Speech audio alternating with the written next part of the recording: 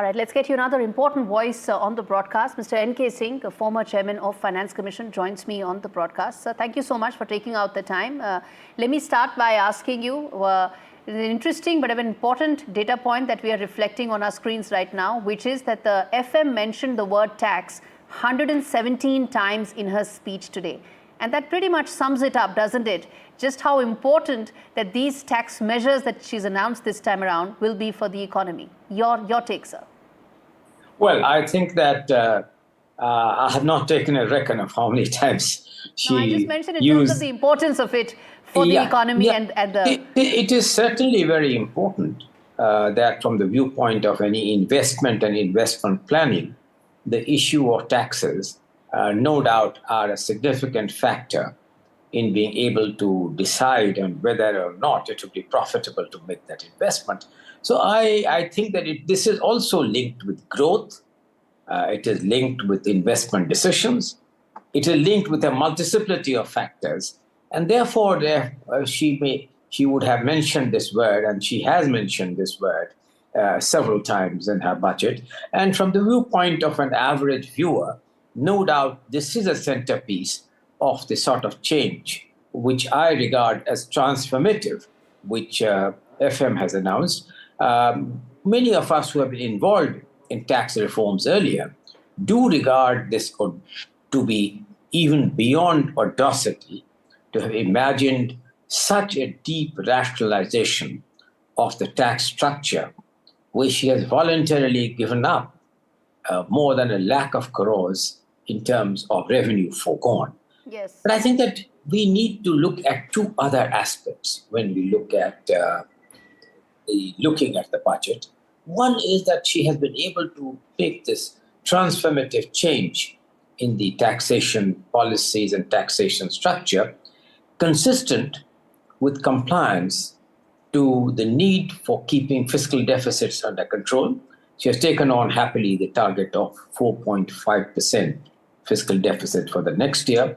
And what is more important, pushing the debt to GDP in a significant downward direction to come around 51% in a definite time frame. From the viewpoint of an average investor and from the viewpoint of sovereign rating agencies, looking at a southward direction, both of the debt and the fiscal deficit numbers, along with the deep rationalization on the taxation policies, would be an important factor in deciding next time when they do on the credit rating as far as India is concerned.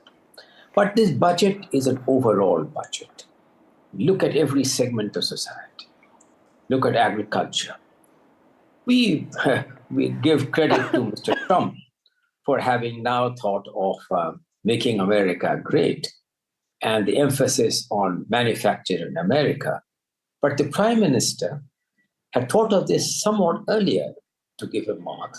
The Atmanirbhar Bharat reflects making India great again in terms of self-sufficiency on pulses, in acting to change agricultural in consonance with the requirements of environmental sustainability, moving away from cereals to fruits and vegetables and to animal, to fisheries, and to have agricultural practices in line with that, along with the initiatives to make agricultural incomes more, is a very significant change.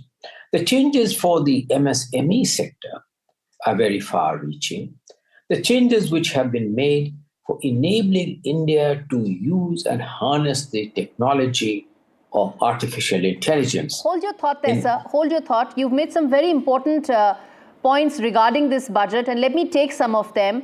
As someone who understands public finance so well, I have to bring you in on the intent of the government in terms of ease of doing business, in terms of reforms, something that the economic survey mentioned yesterday, and it seems like the budget is taking that big picture roadmap forward. How do you see the reform agenda that the government has laid out in the budget today? So I think that I would make 3 comments on if you look at reforms of the budget, they are broadly speaking, as economists would say, important changes in the revenue pattern. On the revenue pattern, we have already spoken on the far-reaching changes on the tax policies.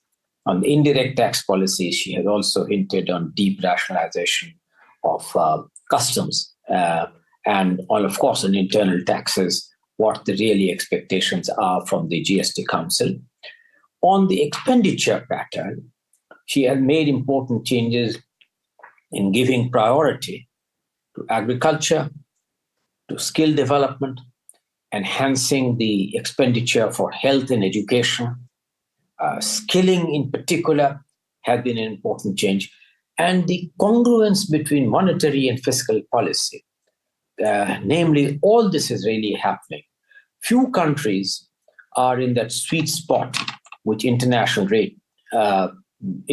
agencies like the World Bank and IMF recognize, like India is, of continuing with being the highest, the fastest growing economy, or being able to reach a $6.1 trillion economy effortlessly by 2030, if not earlier, which even the IMF has pointed out. But by the way, I must point out that amounts to, in dollar terms, in nominal dollar terms, a 10% rate of growth.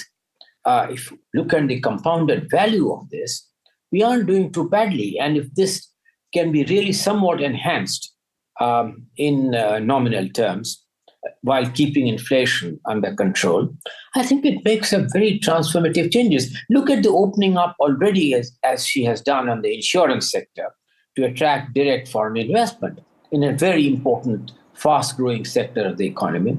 I mentioned to you the fact that in terms of energy availability, all of us were, you recall, paying great tribute, rightly so, to late Dr. Manmohan Singh for the far-reaching changes on the Indo-US Nuclear Pact. Yes. But it remained largely inoperational. Why?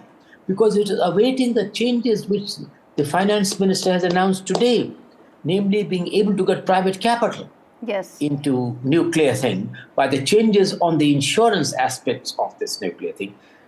Without that, this agreement had no real value. So getting really moving into renewable energy and private investment into the atomic energy is the other key aspect of this energy budget. Indeed, it's a far-reaching change.